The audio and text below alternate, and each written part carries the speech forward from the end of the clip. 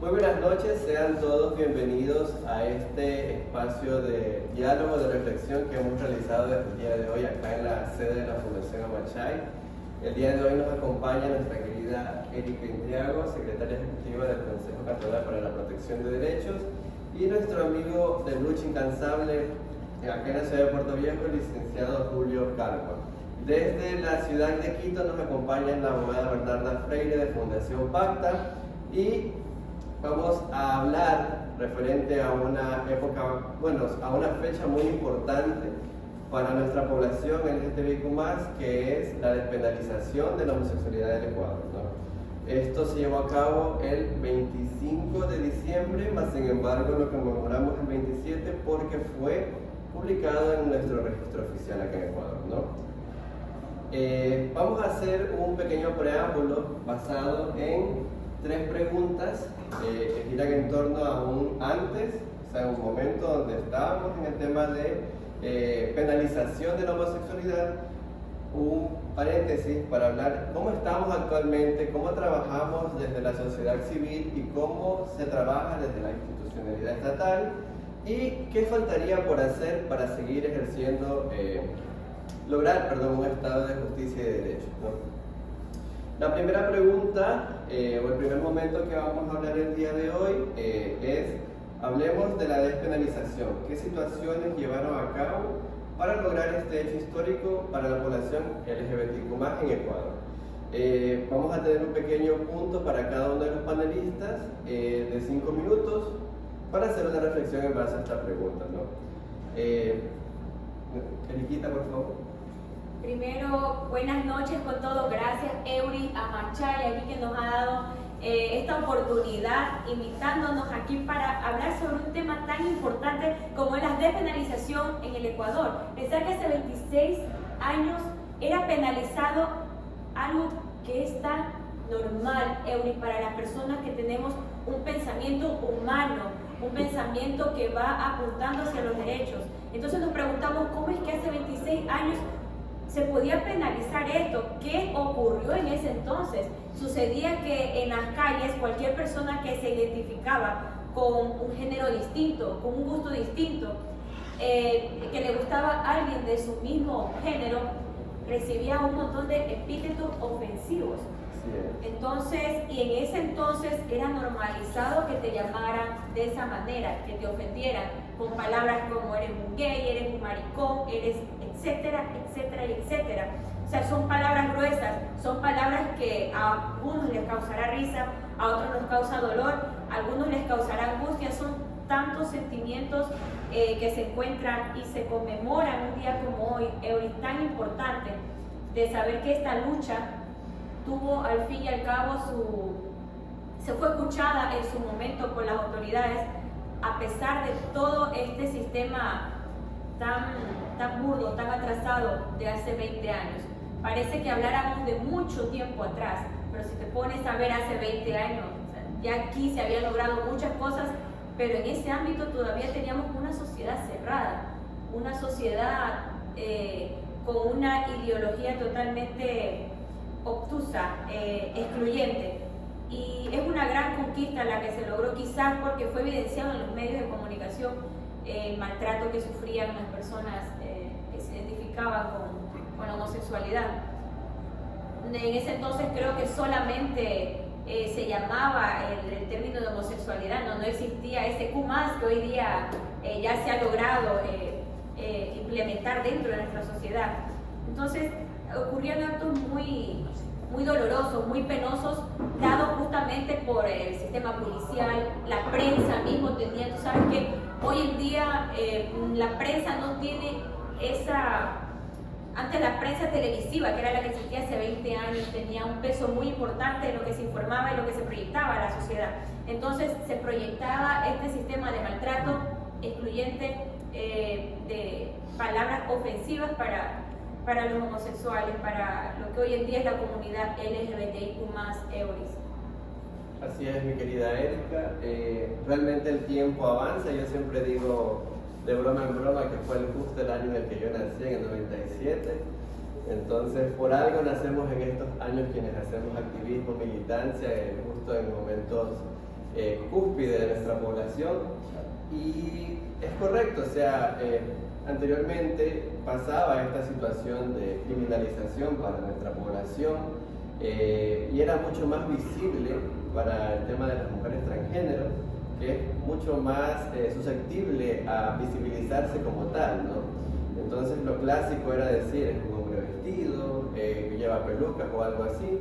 Entonces cambia ese esquema porque incluso en este grupo, por reflexiones que he tenido con muchos amigos, colegas, se ha podido ver a lo largo del tiempo, ¿no? Entonces, para este punto vamos a dar paso a mi querida Bernarda para que nos hable un poco también del primer punto y ahí seguimos con Julio.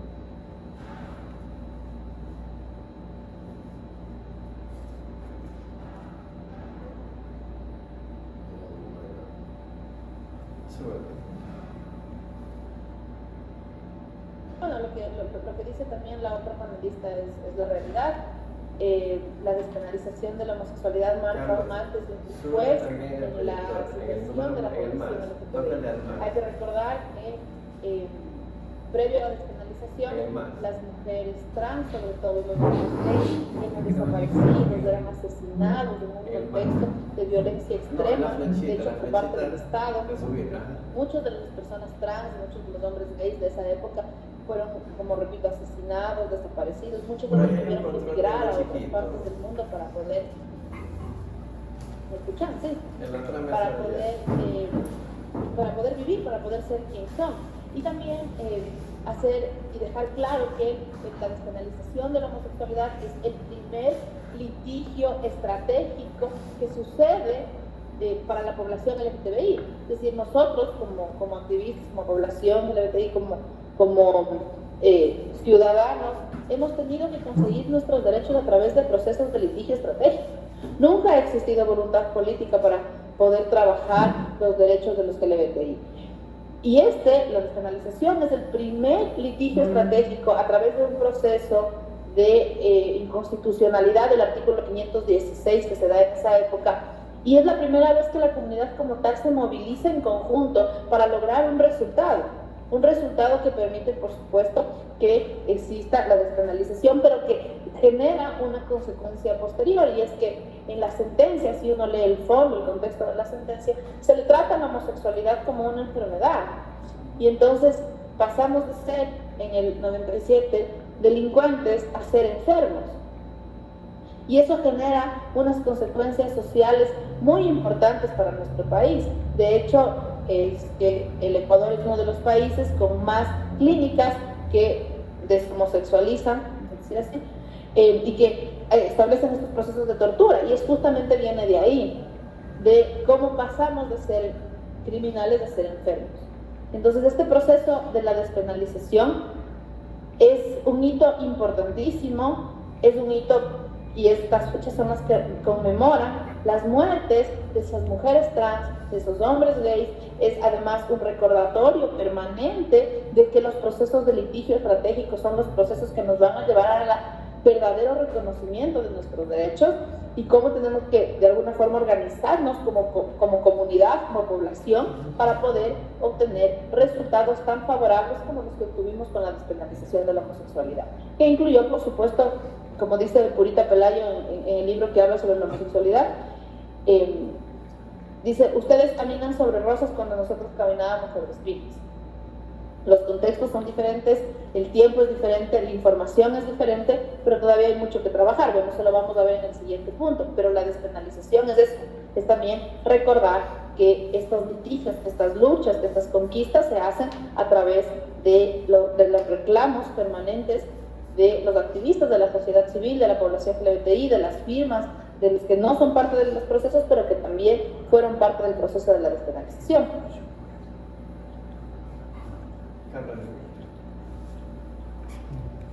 Muchísimas gracias, querida Bernie. De hecho, sí, es un proceso, sí, justo hablamos siempre del tema del litigio estratégico porque Pacta ve algunos de los procesos que se llevan a cabo actualmente, incluso a nivel país. Y es un hecho real, o sea, hay un antes y un después de haberse logrado el tema de la despenalización. Y como lo supe mencionar en un momento, incluso conversando con amigos activistas, dicen y llegan a la misma conclusión, ¿no? Después de ser perseguidos hemos pasado a ser enfermos.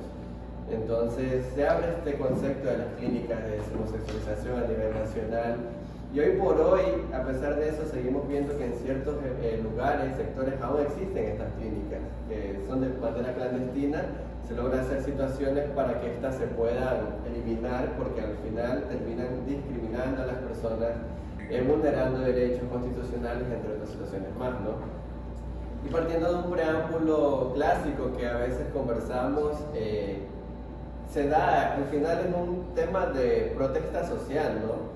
Porque empezamos con un proceso de lucha, vemos que existe una represión, llega un punto donde ya no se puede concentrar más el tema de la descriminalización, del perseguimiento, del hostigamiento, y la población hace algo, ¿no? Y yo siempre me he quedado con esto, porque fue un proceso de que las compañeras trans de dos fundaciones, no recuerdo la otra, pero sí estaba la fundación de la Cochinelli en ese caso, que hicieron este proceso de recolectar firmas en el Parque Central, si mal no recuerdo, en Quito, para poder solicitar apoyo.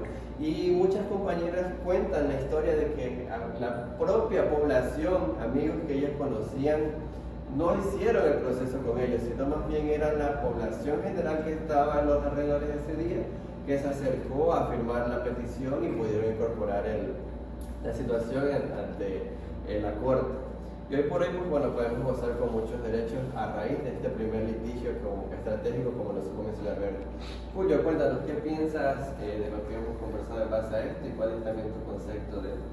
Bien, ¿qué tal? Buenas noches con todas, todos y todes. Un abrazo a quienes nos pueden observar a través de esta plataforma. Bueno, como decíamos, ¿no? Ha habido un antes y un después luego de lo que se conversa, y justamente recordábamos un poco la historia de cómo ciertos grupos han sido reprimidos, de cómo han sido discriminados, y nosotros desde el Estado o de la municipalidad hemos tratado de ir trabajando arduamente para poder garantizar esos derechos.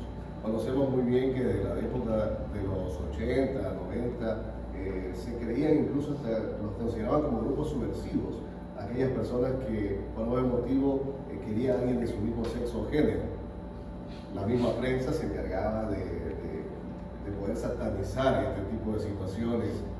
Sus titulares cada vez que salían pues eran muy fuertes en contra de la comunidad. Hoy hay una lucha muy fuerte poder reconocer a cada uno de esos actores principales de la comunidad LGBTI y de la comunidad sexodiversa también en el mundo. Antes solo se los denominaba los gays, que los mecos, que el homosexual, y netamente esta ha sido una lucha constante de aquellos grupos importantes que hoy, pues, por ejemplo, nosotros dentro del Consejo Cantonal para la Protección de Derechos tenemos un consejo consultivo que viene trabajando a través de un cuerpo normativo que les permite que se garanticen sus derechos. Que nos falta mucho por hacer, por supuesto que sí, porque no todo se puede hacer de la noche a la mañana. Miren ustedes, han sido 26 años de lucha y aún así todavía se sigue discriminando en nuestro país. Pero sin embargo, día a día estamos trabajando para poder garantizar los derechos de una comunidad. Así es, mi querido Julio. Y de hecho eso es lo que al final queremos lograr, ¿no?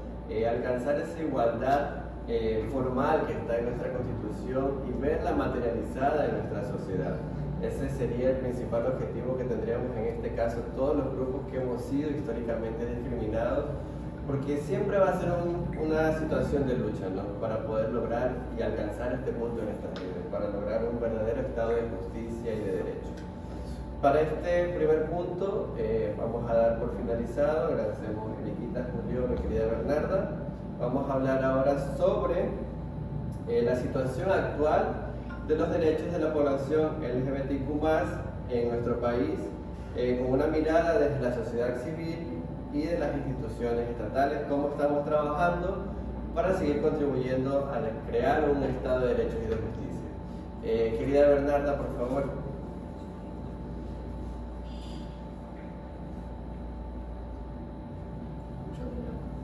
¿Tienes silenciado el micrófono? Ya. Okay. Bueno, no te escuché bien la última parte, pero sí, ya como me lo habían enviado antes, también Bueno, la situación actual de la población LGBTI es bien complicada. Es bien complicada en el Ecuador porque, bueno, hay que empezar diciendo que si bien la despenalización fue hace 26 años, en estos 26 años hemos dado como que unos pasos un poco grandes, ¿ya? Después de la despenalización tuvimos un avance importante que fue el reconocimiento por primera vez como categoría sospechosa de la orientación sexual, una categoría de discriminación de la orientación sexual en la Constitución del 98. Después de eso hubieron algunos avances importantes para la población, avances que también fueron conquistados a través de procesos de litigio estratégico. Luego, en la Constitución del 2008, hubieron unos nuevos reconocimientos, como por ejemplo la identidad de género, como una categoría sospechosa de discriminación, el reconocimiento de la unión de hecho, el reconocimiento de las familias en sus diversos tipos, el reconocimiento de la igualdad y no discriminación y poner específicamente la palabra orientación sexual e identidad de género. Y eso permitió trabajar en posterior ciertas cosas en la legislación. Por ejemplo, trabajar el tema de los delitos de odio y discriminación como tipificados en el Código Penal. Somos uno de los pocos países en América Latina que tiene tipificado el delito de odio y discriminación. Luego tenemos, claro, otros avances un poco más recientes, como el tema del reconocimiento de la homoparentalidad a través del caso Satia, que también es un litigio estratégico, el reconocimiento del sexo en la cédula a través de otro litigio estratégico, que es el caso de Bruno Paolo, el reconocimiento del matrimonio igualitario, y así. Ahora, en la legislación estamos muy bien. El problema es que en la realidad no estamos tan bien. Porque nuestra legislación es muy avanzada y es muy buena, incluso somos de los poquitos países que tenemos una secretaría específica para la población LGBTI. Pero la realidad es que muchas personas siguen siendo discriminadas y siguen incluso sufriendo situaciones similares a las de antes de la despenalización. El Observatorio de FACTA, que responde al Observatorio Regional de Sin Violencia de América Latina, ha reportado en lo que va del 2023 17 casos de muertes violentas por prejuicio en contra de la población LGBTI. ¿Qué quiere decir esto? Que 17 personas han muerto en razón de su orientación sexual y su identidad de género. Cosas que uno pensaría que en este momento ya no debe pasar. Desde el 2014 al 2021 reportamos casi 25 casos. Entonces, ¿qué quiere decir? Seguimos muriendo por nuestra orientación sexual y nuestra identidad de género. Sin embargo, en este reporte permanente de casos que tenemos, no tenemos ninguna sentencia por delito de odio, delito de discriminación. ¿Por qué? Porque los operadores de justicia no entienden los conceptos de género, de identidad de género, de violencia por prejuicio. Eso no se entiende. Y no hay educación con respecto a eso, no hay cifras con respecto a eso. La única cifra estatal que tenemos en el Ecuador con respecto a la situación de la población es la que emitió el INE en el 2013. Del 2013 acá no ha existido ninguna estadística oficial por parte del Estado con respecto a la población LGBTI. Ahora tenemos un censo en el que fue voluntario responder o no responder. ¿Qué cifras nos va a traer ese censo? Bueno, eso la verdad es otra discusión, pero no tenemos cifras reales. No sabemos cuántas personas sufren de violencia y discriminación, no sabemos si las denuncias son presentadas por LGBTI o no. De hecho, el Estado tiene la obligación de tener un procedimiento especial y expedito para la tramitación de los delitos de odio. Y no tenemos, a pesar de que hay una sentencia de incumplimiento de la Corte Constitucional. Entonces, todas esas cosas significan que la población LGBTI sigue viviendo violencia y discriminación. Y estoy hablando solamente del derecho a la integridad física, porque si hablamos del derecho a salud, la situación es muy compleja. Si hablamos del derecho al trabajo, es muy complejo también. Si hablamos del derecho a la educación, el acceso y la permanencia al derecho a la educación para personas LGBTI, sobre todo para personas visibles como las mujeres y los hombres trans, es muy complicado. Entonces, todas esas cosas generan violencia estructural, es decir, no es que hay una cosa que violenta, no es un hecho violento, es la estructura del Estado ecuatoriano que no asume sus responsabilidades, que continúa violentando a la población LGBTI de manera recurrente, permanente y estructural. Entonces la situación, claro, si tú lo ves desde el punto legal, pues es una maravilla, tenemos una constitución magnífica. Si lo ves desde la realidad, no estamos tan bien. Entonces, la despenalización, digamos, en estos momentos justo que se conmemora la despenalización, hay que ver, claro, parece que hace muchos años las mujeres trans eran asesinadas en las calles por su identidad de género. Bueno, ahora también está pasando y no se está haciendo nada.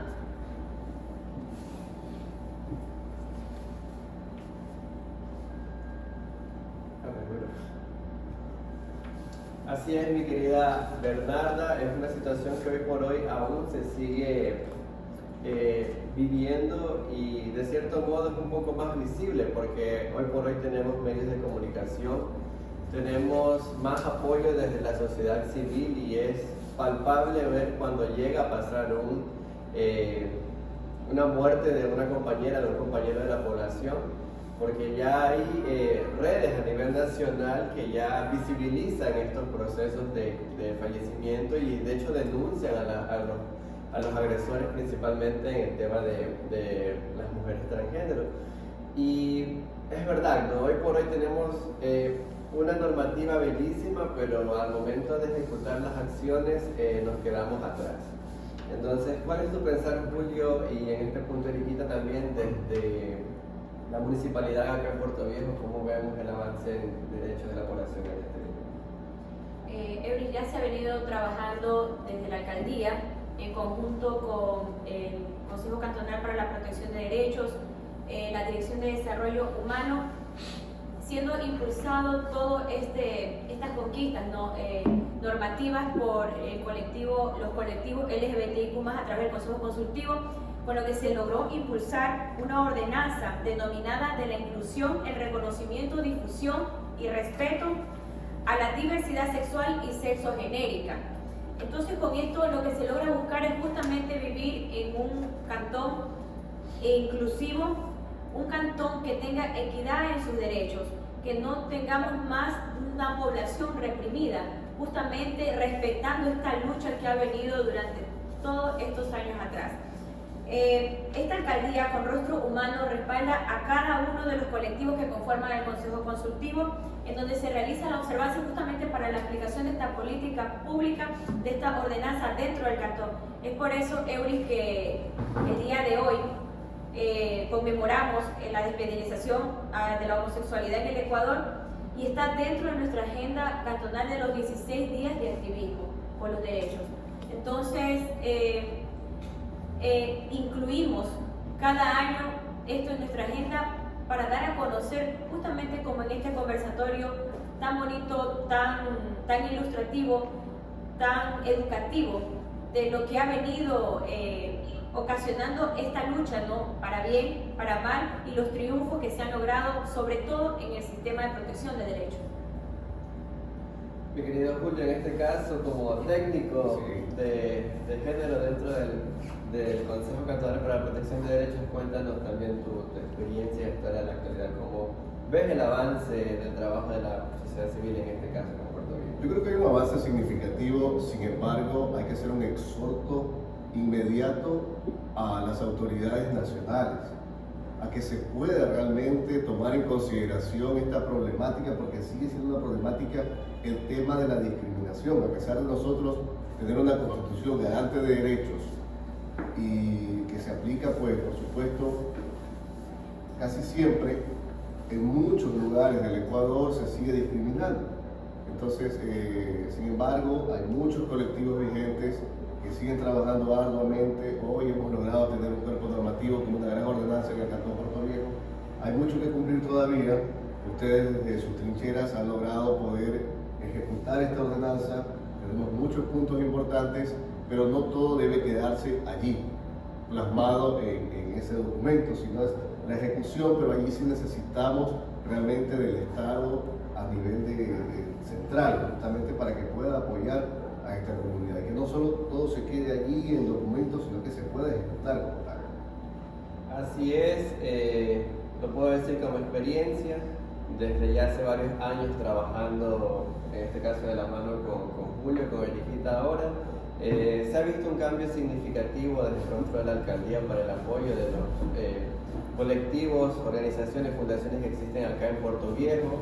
De cierto modo se ha apoyado incluso a nivel provincia, pero igual hay que rescatar que estas problemáticas usualmente se visibilizan más en situaciones o en las ciudades que tienen mayor población, ¿no?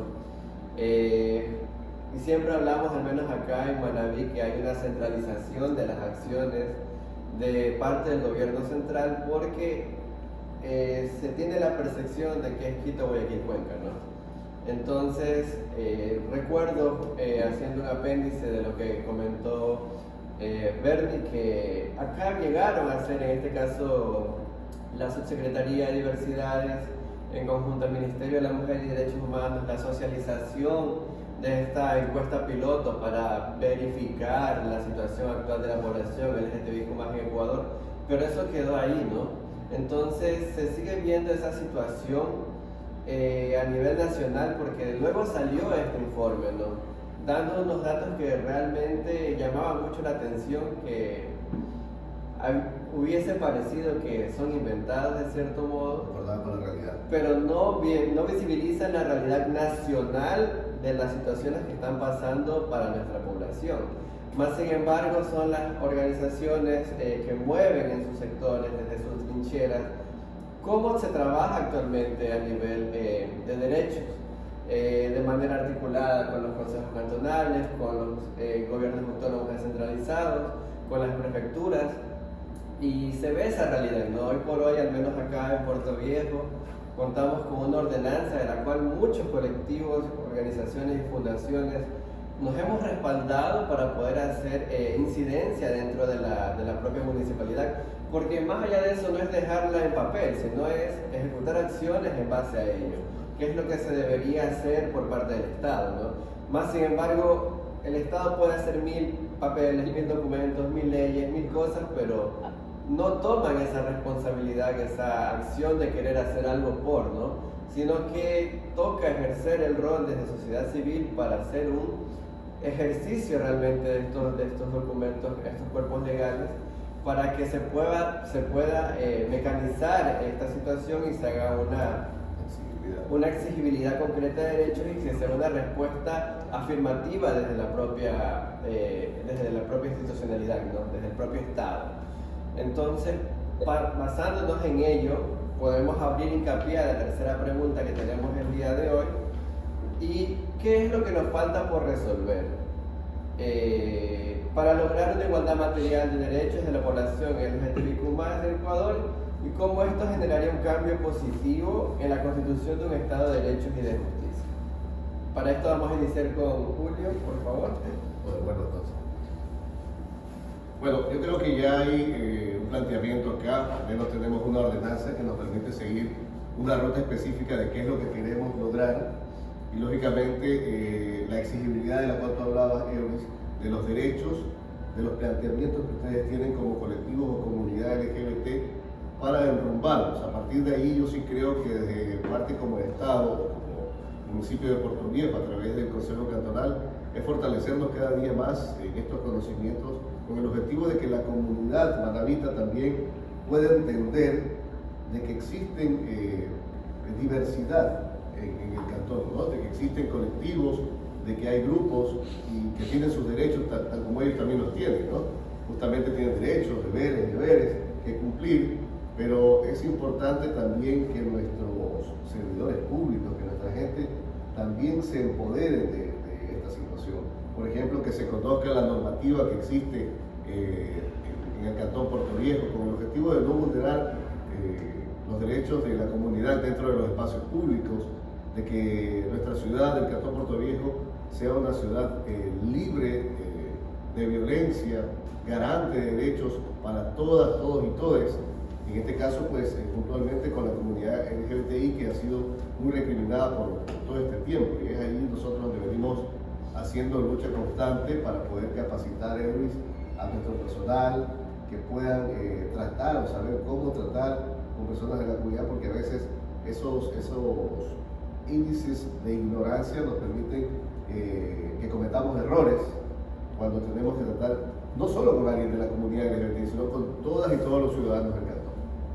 Así es, mi querido Julio, y desde, en este caso, nuestra casa, la Fundación Amachay, agradecemos siempre el apoyo que el Consejo Cantonal y la Alcaldía de Puerto Viejo nos brindan a nosotros para seguir haciendo estas acciones de incidencia que al final lo que busca es fomentar una cultura de respeto, una cultura de derechos, una cultura de igualdad, donde ya no se mire a alguien por encima del hombro por ser una mujer trans, por ser un hombre trans, por ser un hombre gay, sino que existan estos enfoques. Para esto, querida Bernarda, ¿qué piensas de esta situación? ¿Cómo vemos el futuro de la situación de la población LGBTQ+? Bueno, a ver, faltar, si hacemos una lista de lo que falta, pues hay un montón de cosas que faltan. Pero creo que lo principal, lo más importante es educación. Es el rol del Estado de generar educación para cambiar las cosas.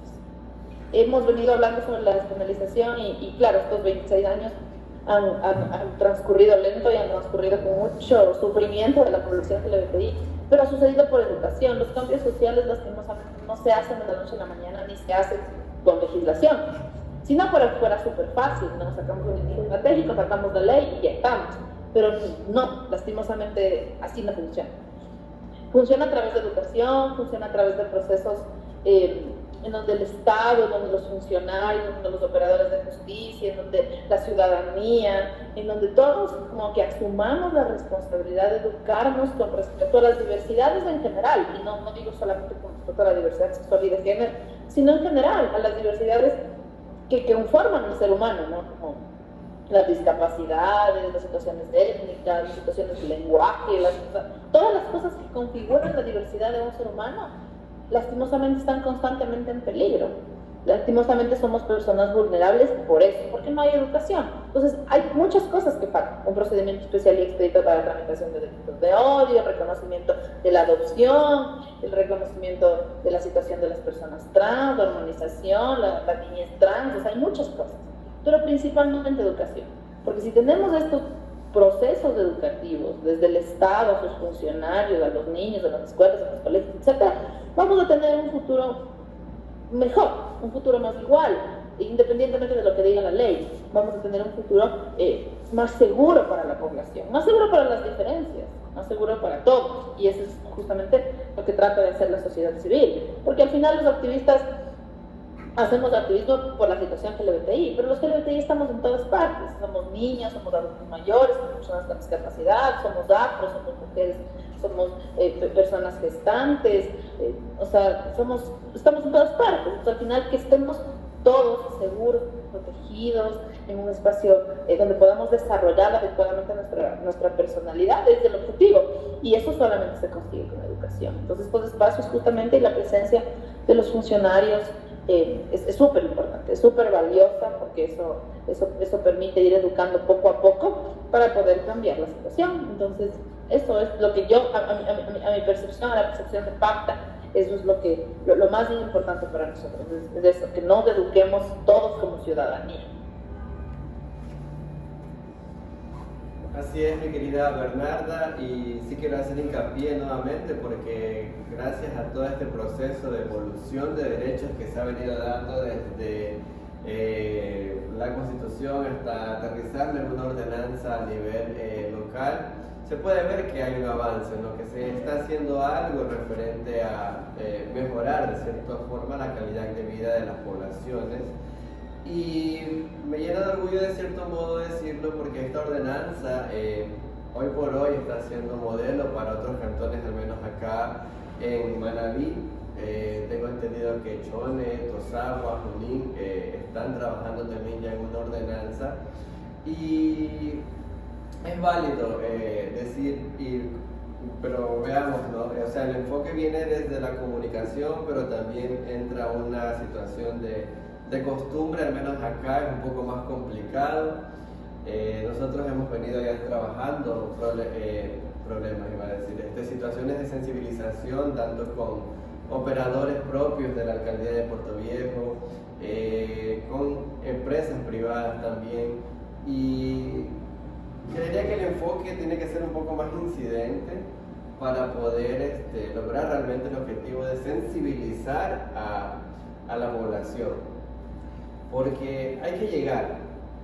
Y yo siempre he dicho, o sea, hagamos las capacitaciones, hagamos los talleres, pero hagámoslo bien.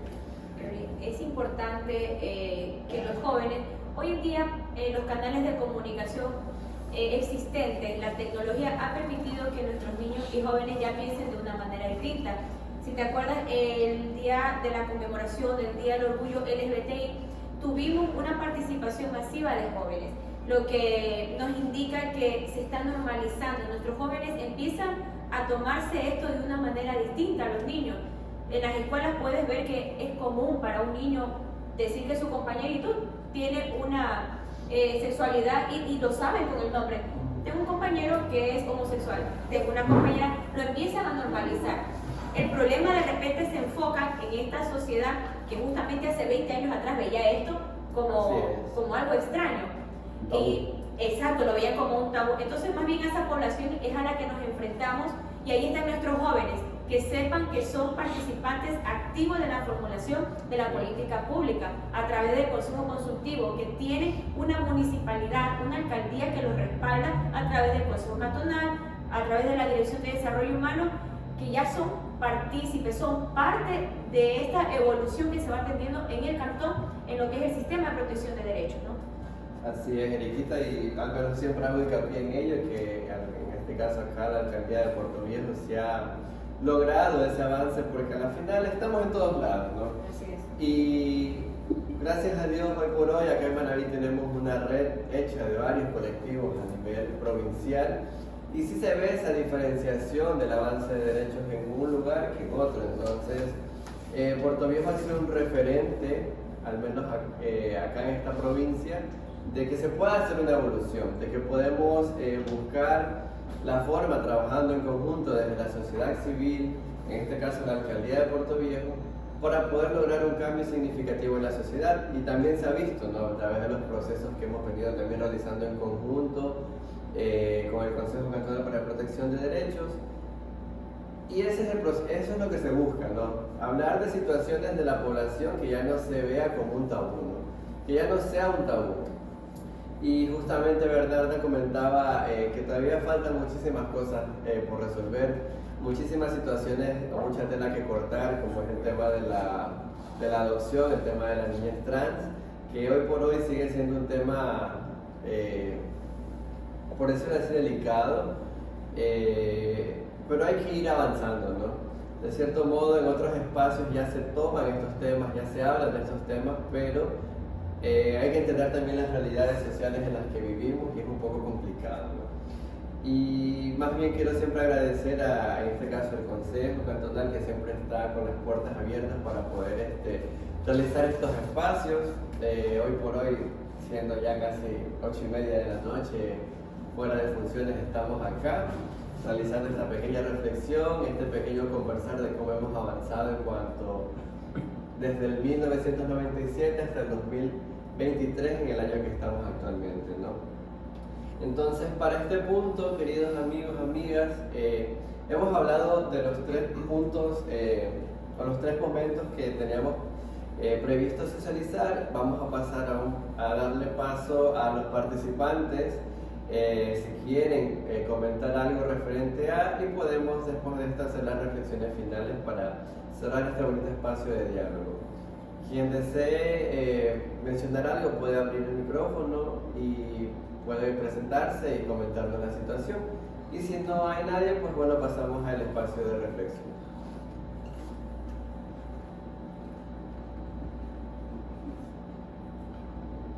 Diez, 9, 8, 7, 6, 5, 4, 3, 2, 1. Activar el micrófono. Bueno, estamos acá y bueno, no hay este interés por participar. Están tímidos o están merendando, no sé. Bueno, vamos a hacer las reflexiones. De mi parte, como un chico homosexual, un joven homosexual, veo un cambio significativo en cuanto a cómo vamos llevando las situaciones a nivel local. Quizás es una mirada de alguien que, por decirlo así, puede camuflarse en sociedad, pero no sé realmente, y es complicado entender más que todo la realidad de las compañeras transgénero. Eso es algo que al menos desde el activismo, desde la militancia que llevamos desde acá a la Fundación, siempre tenemos presente, porque es el grupo que más se visibiliza en sociedad y usualmente es el grupo de nuestra población que es mayoritariamente discriminada, ¿no? De ahí vemos la alta tasa de desempleo, la alta tasa de personas que no han culminado sus estudios por temas de discriminación en los diferentes niveles de educación. Y ahí sí hago un llamado en este caso el Ministerio de Educación, al ente rector de la materia de educación, que prevea estas situaciones, porque al final no solamente estamos discriminando, sino que estamos vulnerando un derecho esencial como es el de la educación y por ende el de una vida digna. Y quiero agradecer muchísimo a Bernarda que se ha dado este espacio el día de hoy, entendiendo también que su agenda es complicadísima, así también Eriquita, mi querido Julio. Y pues nada, agradeciendo siempre que todos estemos acá y que podamos seguir compartiendo estos espacios. Tenemos con Bernarda un conversatorio pendiente presencial con un tema bien caliente, ya se los digo, que es el tema de adopción. Entonces, ahí estaremos nuevamente conversando. Con mucho gusto. ¿Alguna reflexión, mi querida Bernarda? ¿Alguna reflexión, mi querida Bernarda? Periquita, Julio. Yo solamente agradecerte mucho, agradecerles mucho a los otros participantes, agradecer a todos los que están conectados, porque estos espacios son los que realmente nos permiten avanzar, como dije, en educación. Desde la Fundación Pacta siempre, a la Fundación Amachay, siempre a ti, Euris, con mucho cariño, todo el apoyo que podamos entregar y también el apoyo que podamos recibir desde ustedes, desde el activismo, agradecerles por el trabajo tan importante que hacen en sus espacios y eso, es decir, que la Fundación Pacta, que es una organización que presta servicio jurídico y atención jurídica para la población LGBTI, siempre está dispuesta para trabajar en todos los temas que permitan mejorar la condición de vida de nuestras poblaciones. Y mandarles un abrazo a todos desde la Fundación y mío personal. Muchísimas gracias, mi querida Bernarda. Siempre a las órdenes también desde acá, la costa, cuando gustes, ya sabes. Salir y conversar, recibirnos. Nos vamos a la playa. Eriquita, ¿alguna reflexión? Primero agradecerte, Euris, por ser parte activa de la transformación, de una evolución que se está presentando dentro del cantón. Eres un hombre activo, una persona activa. Cuando digo hombre, estamos en confianza, hablo de hombre como ser humano, ¿no? Como yo todavía no domino muy bien el lenguaje, más no tengo ninguna mala intención de saber que las puertas del Consejo Cantonal están abiertas y nos gustaría que se sumen más jóvenes que tengan esta necesidad de expresarse y de formular. Hay tantos jóvenes que tienen 1001 ideas en la mente porque están más enterados, más a la vanguardia de los avances que se tienen en todo lo que significa la diversidad. Entonces están invitados a que sean parte. Tienen aquí a la Fundación Amachay, tienen a Euris como amigos, nos tienen a nosotros. Estamos todos un equipo de personas dentro del cantón para seguir avanzando y seguir logrando grandes cambios, sobre todo en la implementación de la política pública dentro del cantón. Y gracias por permitirnos estar aquí y seguir teniendo estos espacios de conversación. Gracias a nuestra amiga de Quito, que se ha mantenido conectada, y tu aporte ha sido muy importante para nosotros que estamos aquí, sobre todo para mi persona, aprendiendo y adentrándome en lo que es todo el sistema de protección de derechos. Muchísimas gracias, Eriquita. Julio, ya que por ahí dicen que ya está cada día más adentro, vamos a ver su reflexión final. Bueno, primero que nada, para mí siempre es un gusto aprender y sobre todo compartir con personas muy valiosas como son mis amigas, amigos de la comunidad LGBTI. Ustedes saben muy bien, Euris, a todos los compañeros y compañeras de los diferentes colectivos. Para mí siempre será un gusto poder trabajar y coordinar acciones en favor de la comunidad. Hoy seguimos trabajando hasta altas horas de la noche con el objetivo de conmemorar esta fecha importante. Agradecimiento a cada una de las personas que se conectaron, a la compañera de Pacta, un abrazo desde Puerto Viejo. Gracias por ser partícipe también de estos procesos formativos que que nos permiten día a día pues ir también articulando muchas acciones en favor de aquellas personas que son parte de nuestra vida, ¿no? Como son de los colectivos LGBTIQ+. Nosotros desde nuestro espacio de trabajo día a día daremos nuestro apoyo hasta donde más se pueda, con el objetivo de construir un consejo consultivo que sea mucho más fuerte. Y siempre lo he podido decir que este consejo consultivo de Puerto Rico, el consejo consultivo LGBT, es el más fortalecido, el más ordenado, a veces también un poco fuerte en algunas cosas, pero eso nos ha permitido construir muchas buenas acciones acá en el cantón. Entonces, un abrazo para ustedes, muchas gracias. Muchísimas gracias, querido Julio, por esa reflexión. Con eso lo acaba de confirmar, ¿no? Entonces se ve este apoyo ya no solo desde su posición como técnico de trabajo, sino que se ve un empoderamiento real de los derechos. Así mismo mi querida hijita, y siempre voy a estar agradecido con todos y cada uno de ustedes. Acá atrás que también está el equipo, Yomaira, Wilmer del Consejo Cantonal y Carlos desde la Fundación Amachay controlando la computadora. Siempre estamos acá, ¿no? Y quería darles las gracias nuevamente a todos y cada uno de ustedes, y con eso podemos dejar cerrado este espacio. Muchísimas gracias, mi querida Berta y mi querida Julio. Que tengan todos bonita noche.